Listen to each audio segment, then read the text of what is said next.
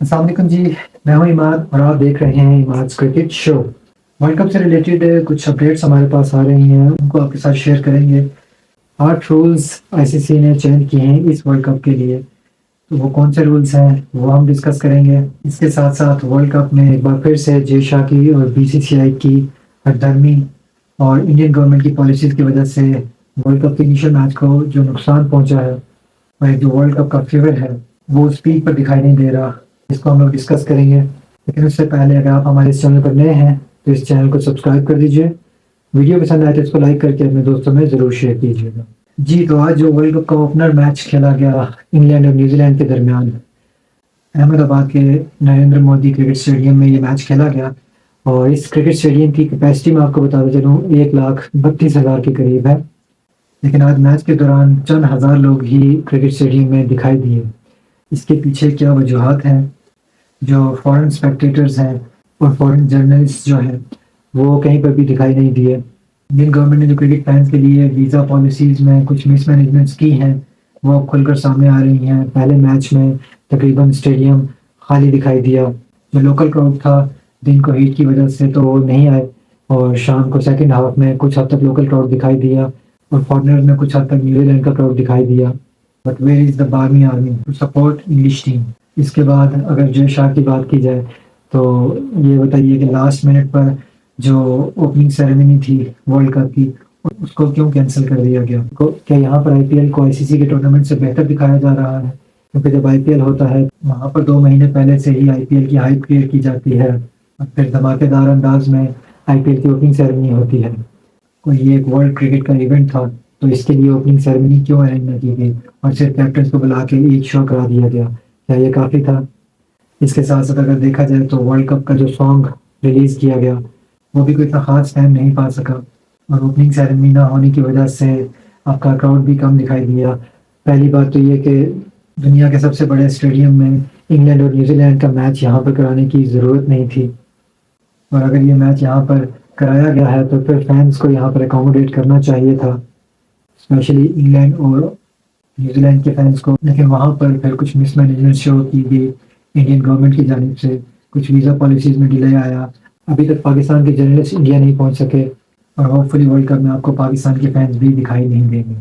तो all in all यहाँ पर एक बार फिर से जय शाह की हठधर्मी की वजह से इंडिया में वर्ल्ड कप में क्रिकेट फीवर होता है एक, वो सिर्फ इंडिया की हद तक महदूद नहीं है। जो एशियन कंट्रीज़ हैं, हम सब जानते हैं कि यहाँ पर क्रिकेट क्रेज़ है।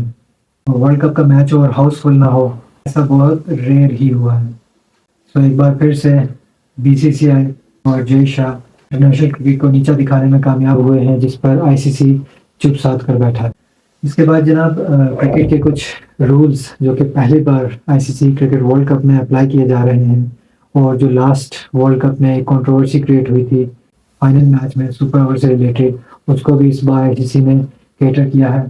तो जो रूल्स इस वर्ल्ड कप में इम्प्लीमेंट किए जा रहे हैं, वो मैं आपके सामने एक्सप्लेन कर देता हूँ वन बाय वन। सबसे पहले तो जो स्लो ओवर रेट के ऊपर जो पेनल्टी है, पहले ये होता था कि फाइन कर दिया जाता था, कैप्टन को फाइन कर दिया जाता था और अगर एक मैच का बैन पड़ता था तो वो भी नेक्स्ट मैच से एप्लीकेबल होता था। लेकिन अब आईसीसी ने इस रूल को ओडीआईज में तो चेंज कर दिया था पहले से, लेकिन वर्ल्ड कप में ये पहली बार इम्प्लीमेंट हो रहा है। तो अगर किसी टीम का ओवर रेट स्लो है, तो आखिरी जो 2 ओवर्स होंगे उनमें बाउंड्री पर सिर्फ 4 फील्डर्स खड़े करने की इजाज़त होगी। इसके बाद कुछ टीम की तरफ से कंप्लेंट की गई थी कि इंडिया में बाउंड्रीज बहुत छोटी हैं, तो यहाँ पर आईसीसी ने तमाम टीम्स के कंसर्न को खुद मॉनिटर किया है और तमाम क्रिकेटर्स को ये ऑर्डर दिए गए हैं कि बाउंड्री लेंथ तमाम स्टेडियम्स में इंडिया में 70 मीटर की होगी। इस वर्ल्ड कप में सिर्फ एक ग्राउंड है धर्मशाला, जिसकी ओवरऑल बाउंड्री इस वक्त 60 मीटर है। तो वहाँ पर भी आईसीसी के ऑर्डर्स हैं कि बाउंड्री लेंथ को जितना एक्सटेंड किया जा सकता है, वो फुली 65 टू 67 मीटर्स तक अगर पीछे जंगले तक जाया जाए तो ये बाउंड्री एक्सटेंड की जा सकती है। इसके बाद अगर बारिश होती है, तो सबसे पहले क्रिकेटर्स को तमाम ग्राउंड्स में ये ऑर्डर दिए गए हैं कि ग्राउंड्स को फुली कवर करना है, जैसे कि श्रीलंका में मैचेस में ग्राउंड को फुली कवर किया जाता है। और इसके बाद रेन के रूल्स ये हैं कि अगर ग्रुप मैचेस में बारिश हो जाती है, तो अगर 20 ओवर का खेल पॉसिबल है, तो फिर तो डीएनएस के तहत मैच का रिजल्ट आ जाएगा और अगर 20 ओवर का खेल मुकम्मल नहीं हो पाता दोनों टीम्स की जानिब से, तो फिर दोनों टीम में इक्वल पॉइंट डिस्ट्रीब्यूट कर दिए जाएंगे। लेकिन नॉकआउट स्टेज में यानी कि सेमीफाइनल्स में एक रिजर्व डे रखा गया है और फाइनल के केस में 2 रिजर्व डे रखे गए हैं। यानी एक दिन अगर मैच नहीं होता तो फिर दूसरे दिन, और दूसरे दिन भी अगर मैच पॉसिबल नहीं है तो फिर तीसरे दिन। और फिर भी अगर मैच पॉसिबल नहीं हो पाता तो दोनों टीम्स को चैंपियन डिक्लेयर कर दिया जाए। इसके बाद लास्ट वर्ल्ड कप फाइनल में जो कंट्रोवर्सी क्रिएट हुई थी सुपर ओवर से रिलेटेड, ये मैच 50 ओवर में टाई हो गया था, फिर सुपर ओवर हुआ और सुपर ओवर भी टाई हो गया था। तो बाउंड्रीज की बेस पे वहाँ पे इंग्लैंड को चैंपियन करार दे दिया गया था, जिस पर बहुत ज़्यादा क्रिटिसाइज किया गया था आईसीसी को। तो इस बार आईसीसी ने सुपर ओवर का रूल नॉकआउट स्टेजेस के लिए थोड़े से इसमें चेंजिंग की है। सेमीफाइनल मैचेस के लिए ये किया गया है कि अगर सुपर ओवर खेला जाता है तो एक सुपर ओवर होगा, और उसके बाद अगर वो भी टाई हो जाता है तो नेट रन रेट पे जो टीम टॉप पर होगी वो फाइनल के लिए क्वालिफाई कर जाएगी। इसी तरह से फाइनल में अनलिमिटेड सुपर ओवर दे दिए गए हैं कि जब तक मैच का फैसला नहीं होता तब तक अगर सुपर ओवर टाई होता है तो फिर फर्दर सुपर ओवर्स खेले जाएंगे। इसी तरह से सॉफ्ट सिग्नल का जो रूल था वो ओडीआई में पहले से तो इम्प्लीमेंट हो चुका था, लेकिन इस वर्ल्ड कप में ये भी पहली बार इम्प्लीमेंट होने जा रहा है।